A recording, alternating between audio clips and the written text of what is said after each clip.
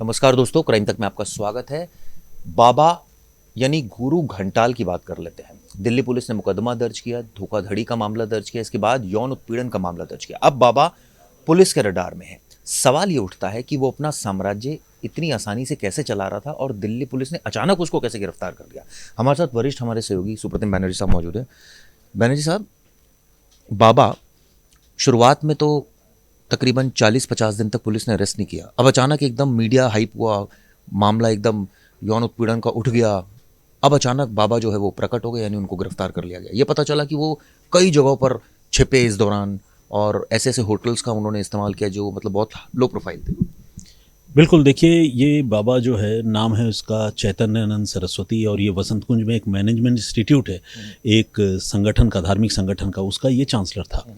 तो जैसा आपने पहले कहा कि आखिर वो साम्राज्य चलाता कैसे था, तो इसका सबसे पहला जवाब तो यही है कि ये उस इंस्टीट्यूट का सिंस चांसलर था, तो समझ लीजिए कि टॉप मोस्ट आदमी था। और जब किसी ऑर्गेनाइजेशन का कोई टॉप मोस्ट आदमी जब कुछ बिगाड़ने या गलत करने की सोचता है, तो फिर वहाँ पर उसको आसानी से रोकने टोकने वाला कोई नहीं होता, क्योंकि सारे लोग उसके माथत होते हैं। तो जो एम्प्लॉयज़ हैं वो माथत हैं, सारी बात सुनते हैं, और जो स्टूडेंट्स हैं वो तो खैर स्टूडेंट हैं। ऑब्वियसली स्टूडेंट्स और शिक्षक या गुरु के बीच में गरिमा की ऐसी लकीर होती है कि स्टूडेंट जो है पलट कर शिक्षक को कोई सवाल नहीं करता आमतौर पर। हमारे देश में अभी भी ये बात है। और ऊपर से जो बात मुझे पता चली इस मामले में, एक पुराने छात्र को जो उसी इंस्टीट्यूट का पढ़ा हुआ है, उसने ये बताया कि वो जो ऑर्गेनाइजेशन है वहाँ वहाँ सारे डॉक्यूमेंट्स, ओरिजिनल डॉक्यूमेंट्स, अब तक आपने जो पढ़ाई की है वो सारे पहले ले लिए जाते हैं, उसके बाद आपकी पढ़ाई शुरू होती है। तो ऐसे में आप अगर उस ऑर्गेनाइजेशन के खिलाफ जाते हैं या ऑर्गेनाइजेशन के किसी सुप्रीम कमांडर के खिलाफ जाते हैं, तो डॉक्यूमेंट रोक दिए जाते हैं, वो लोग घबराते हैं, तो इसीलिए मुंह नहीं खोलते। तो ये एक, आप कह लीजिए कि कमज़ोर कड़ी उसने सारे स्टूडेंट्स की पकड़ रखी थी। और जो गरीब तबके की लड़कियां थी, इकोनॉमिक वीकर सेक्शन से आने वाली लड़कियां थी, उनका वो यौन शोषण किया करता था। ये सिलसिला सालों से चल रहा था। अब आपने दूसरा सवाल किया कि आखिर वो रातों रात कैसे पकड़ा गया, अचानक कैसे पकड़ा गया। तो देखिए, चीज़ें घटती रहती हैं, कई बार कोई एक ट्रिगर पॉइंट होता है। ऐसा नहीं कि उन पीड़ित लड़कियों ने पहले शिकायत नहीं की, लेकिन सच्चाई यही है कि पहले पुलिस ने, खासकर वसंत कुंज पुलिस ने, इस मामले को उतनी गंभीरता से नहीं लिया। इस आदमी ने अपना बड़ा भौकाल बना रखा था, बोलचाल की भाषा में, जिस भाषा में हम कहते हैं। और अगर आप समझने के लिए जानना चाहें तो एक ऑरा जिसे कहते हैं ना, एक ऐसा माहौल बना रखा था कि इससे बात करना भी किसी आम इंसान के लिए मुश्किल होता। BMW की हाई एंड कार है, वॉल्वो की कार है, और उसके आगे डिप्लोमेटिक नंबर प्लेट लगा हुआ है, वो फेक है। लेकिन किसकी हिम्मत है कि वो चेक करे फेक है या जेन्युइन है। तो लोग घबराते थे कि पता नहीं भाई कौन सा आदमी है इतना बड़ा। तो उसका फ़ायदा उठाकर ये अपने पावर को मिसयूज़ करता था। और अचानक इसके बारे में कुछ शिकायतें जो है एयरफोर्स के ऑफिसर्स को मिली, और एयरफोर्स का एक अलग एडुकेशन डिपार्टमेंट है।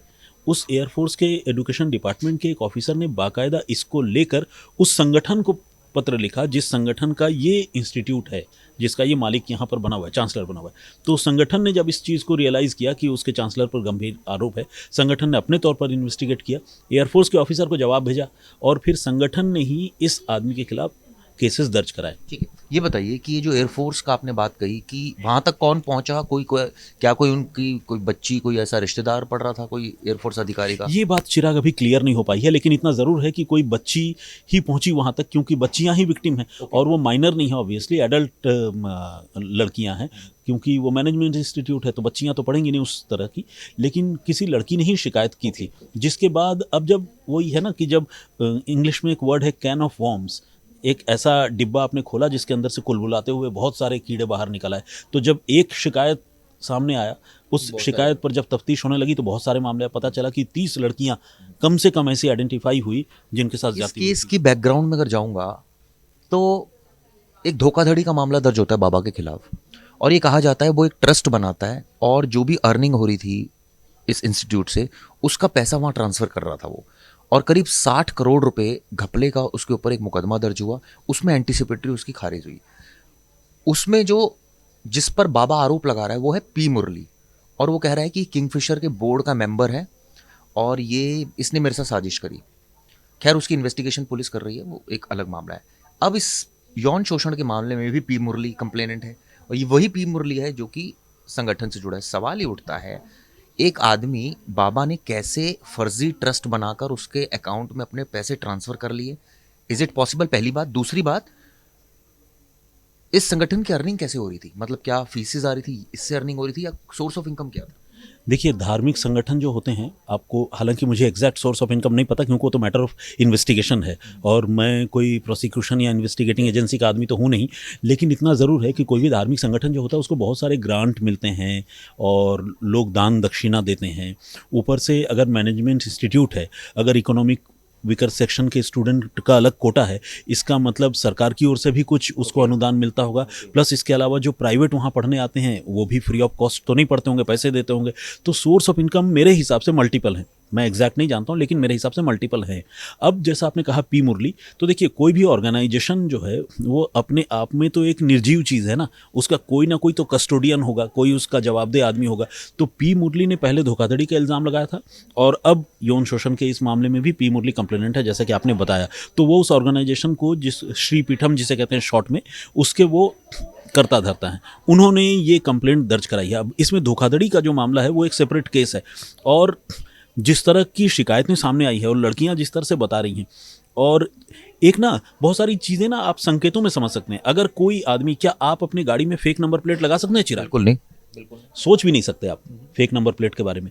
लेकिन अगर कोई आदमी अपने हाई एंड कार में डिप्लोमेटिक फेक नंबर प्लेट लगा के चल रहा यही है, चेक हो कि गाड़ी है भी उसके नाम पर रजिस्टर्ड या किसके नाम पर रजिस्टर्ड है, ये बताओ। ये भी बात है। प्लस अगर कोई फेक नंबर प्लेट लगाकर चला रहा है तो आप समझिए कि वो किस तरह का, उसके इंटेंशन क्या है।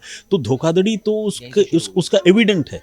इसके बाद कोई ट्रस्ट बनाकर आपने पूछा कि क्या ऐसा संभव है? बिल्कुल संभव है। इस तरह के अनगिनत मामले हुए हैं जब संगठनों के पैसे हड़पने के लिए लोगों ने फेक और पैरेलल संस्थाएं बना ली है। इसमें शक आ रहा है, एक शक इसमें ये जा रहा है कि अगर लड़की, इतनी सारी लड़कियों के साथ यौन शोषण हो रहा था, तो ऐसा तो नहीं कि एक दिन में हो रहा होगा, over a period of time हो रहा होगा। कोई लड़की पुलिस के पास क्या गई पहले, या सब डर गई? नहीं, लोगों ने पहले शिकायत की थी। अब मैंने खुद एक स्टूडेंट को सुना जिससे हमारे सहयोगी अरविंद ओझा ने बातचीत की थी, इंटरव्यू लिया था, और वो वहाँ का फॉर्मर स्टूडेंट है। उसका ये कहना है कि बहुत सारी लड़कियाँ उसके भी टच में हैं जिन्होंने अपनी आपबीती और तकलीफ उसको सुनाई है, और इन लड़कियों ने वसंत कुंज पुलिस को कंप्लेंट भी दी है। पहली कंप्लेंट तो 4 तारीख को आई, 25 अगस्त को मुकदमा दर्ज होता है, 4 अगस्त को कंप्लेंट आती है पी मुरली की। क्या कोई ऐसा एविडेंट है? इससे पहले भी दिया गया है, ऐसा दावा है उस स्टूडेंट का। ऑब्वियसली कंप्लेंट की कॉपी उस समय हमें नहीं मिली थी, हमें अभी भी नहीं मिली। हमें तो एफआईआर से पता चला, एफआईआर की कॉपी मिली है अभी, लेकिन इससे पहले जो कंप्लेंट दी गई थी वो दावे में है। और दावा कौन कर रहा है? उसी ऑर्गेनाइजेशन का पढ़ने वाला एक पूर्व छात्र कर रहा है। तो इससे लगता है कि हाँ, लड़कियों ने शिकायत की थी। लेकिन क्या है ना, देखिए, या तो मतलब रेप भी कई तरह के हैं। एक तो ब्लैकमेल करके किसी को रेप करना, और किसी को मजबूरी वश जो है किसी लड़की को मजबूर कर देना, और किसी को ज़बरदस्ती पकड़ के किसी कमरे में बंद करके ज़्यादती करना, जैसे क्रूड तरीके से कहते हैं ना, क्रूर और क्रूड दोनों, वो एक अलग है। तो यहाँ पर वो ब्लैकमेलिंग वाली चीज़ ज़्यादा थी, किसी को मजबूर करके उसका यौन शोषण करना। तो जो लोग ब्लैकमेल का शिकार होकर इस तरह के यौन शोषण का शिकार होते हैं, कई बार उनको ये भी लगता है, पीड़ित लड़कियों को, ये मैं अपनी समझ से बोल रहा हूँ, कि चलो आगे बढ़ो, इसमें अगर और पड़ गए तो और फंसेंगे, करियर उनकी गलती होती है इस मामले में, इसलिए वो ब्लैकमेल हो रही है? नहीं नहीं, बिल्कुल भी नहीं। गलती क्या होती है? अब आप बताइए ना, अगर किसी का सर्टिफिकेट ले लिया गया है और किसी गरीब लड़की को डराया धमकाया जा रहा है कि तुम्हारा करियर खराब कर देंगे। एक लड़की सपने लेकर आती है कि वहाँ से पढ़ेगी, कुछ जीवन में आगे बढ़ेगी, खुद कमाएगी, अपने परिवार को सपोर्ट करेगी। गरीब घर की लड़कियों का तो ये टारगेट होता है, लड़कों का भी होता है। तो उसको अगर डराया धमकाया जाए कि तुम्हारा करियर ही चौपट कर देंगे, तो वो घबरा जाती है। तो कई लोग सरेंडर करते हैं। अब सरेंडर भी किस लेवल का है? यौन शोषण अपने आप में एक ऐसा टर्म है जिसमें हम क्लियरली नहीं कह सकते हैं कि ये मोलेस्टेशन है या हल्का फुल्का। ये कहा गया बाबा की तरफ से कि ये साजिश है, क्योंकि पहले धोखाधड़ी का मामला और मुझे ट्रस्ट से अलग करने की साजिश रची गई, इसलिए मुकदमा दर्ज करा दिया गया, इसलिए अब यौन उत्पीड़न का भी मामला सामने आ गया। अब ये तो अदालत तय करेगा कि ये साजिश है या नहीं है, क्योंकि कोई भी आरोपी जो होता है वो ये तो बोलता नहीं कि मैंने अपराध किया है। फिर ये बाबा फरार क्यों था? अगर सच्चा था तो आ जाता शुरुआत में पुलिस के? नहीं, खैर देखिए, उस वजह से हम उसको दोषी नहीं कह सकते कि फरार था, क्योंकि हमारा जो लीगल सिस्टम आपको पता है, पहले गिरफ्तारी, फिर जेल, उसके बाद अंडर कस्टडी पूछताछ। तो आदमी उस चीज़ से बचना चाहता है। जो बेगुनाह होता है वो भी कई बार भागता है, बचना चाहता है पुलिस से पकड़े जाने से। तो वो एक पैरामीटर या इंडिकेशन नहीं है कि ये क्रिमिनल है। लेकिन इतना ज़रूर है कि दोषी है या नहीं है, ये अदालत को तय करना है, लेकिन जो प्राइमा फेसाई एविडेंस है उससे लगता है कि दोषी है। और इसलिए भी मैं ये बात जोर देकर कह रहा हूँ क्योंकि 17 लड़कियों ने मजिस्ट्रेट के सामने अपना बयान दर्ज करवाया। आप समझिए कि मजिस्ट्रेट के सामने बयान दर्ज करवाना मतलब वो ऐसा बयान है जिससे वो लड़कियां मुकर नहीं सकेंगी, और वो बहुत कंक्रीट एविडेंस होता है। तो कोई लड़की जो है, जैसा आपने कहा ना, इतने दिनों तक शिकायत नहीं की, अब जब कई सारी लड़कियां आई तो दूसरों को भी हिम्मत हुआ, तो उन्होंने शिकायत की। 17 लड़कियों ने बयान दर्ज करा है, ये अपने आप में बहुत बड़ी और गंभीर बात है। तो उम्मीद करते हैं इसमें अब आगे कार्रवाई होगी, क्योंकि एंटिसिपेटरी एक तो रिजेक्ट हुई है धोखाधड़ी में, अभी तो यौन उत्पीड़न वाले केस में अरेस्ट किया है, तो आने वाले वक्त में उस केस में भी अरेस्टिंग होगी और रिमांड लिया जाएगा। बिल्कुल, अब तो अरेस्टिंग तो मेरे ख्याल से यौन उत्पीड़न में भी हो ही गई होगी, क्योंकि वांटेड तो इस केस में भी था, तो हो गया होगा। और बाकी कार्रवाई की जहाँ तक बात है तो कार्रवाई शुरू हो चुकी है, गिरफ्तारी हो चुकी है। और मुझे लगता है कि ये जो सरकारी वकील हैं और जो विक्टिम लड़कियां हैं उनके जो वकील हैं, वो आने वाले दिनों में जो भी बेल के लिए अप्लाई ये करेगा उसका पुरजोर विरोध तो करेंगे। आपको लग रहा है एक चीज़ और कि ये जो बाबा है ये अकेला, क्या ये संभव है सब कुछ करना? मैनेजमेंट में और भी बहुत सारे लोग होंगे। नहीं तो लोग मतलब क्या, देखिए कई एक महिलाओं के नाम सामने आए हैं जो यौन शोषण के मामले में इसके साथ इन्वॉल्व थे। हो सकता है कि धोखाधड़ी वाले मामले में कुछ और भी लोग हों, तो वो जब जांच होगी तो पता चलेगा। लेकिन शुरुआत में लड़कियों ने ये कहा है, वार्डन हुई वहाँ की और कुछ और एम्प्लॉयज़ हुए, लेडी एम्प्लॉयज़, उनको एक तरह से ब्रिज बनाकर उनके ज़रिए से ये यौन शोषण का काम करता था।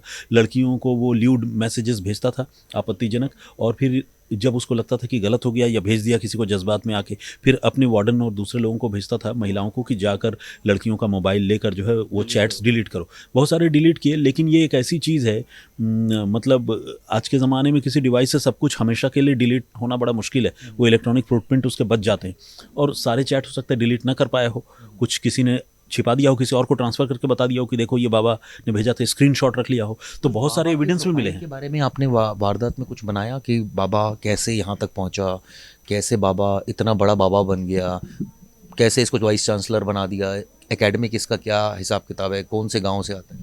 ये मूल रूप से ओडिशा का रहने वाला है जहाँ तक मेरी जानकारी है। और बाकी एडुकेशन की बात जहाँ तक है तो फिलोसॉफी वगैरह से वो क्लेम करता है कि वो फिलोसोफर है, उसने कुछ बुक्स लिखे हैं, और एक बुक्स में शायद स्टीव जॉब्स ने उसकी प्रस्तावना यानी प्रीफेस जो किसी बुक का होता है वो लिखा है इसके लिए। तो ये सारे दावे हैं, लेकिन ये चीज़ें फर्जी हैं या जेन्युइन हैं, all are subjected to investigation. ये सभी जांच से ही साफ होगा, लेकिन जिस तरह से कॉन्डक्ट है, पहले धोखाधड़ी का मामला दर्ज होता है, उसके बाद यौन उत्पीड़न का, उम्मीद करते हैं इस मामले में सच जो है वो सामने आएगा। ये वीडियो कैसी लगी ज़रूर बताइएगा। शुक्रिया।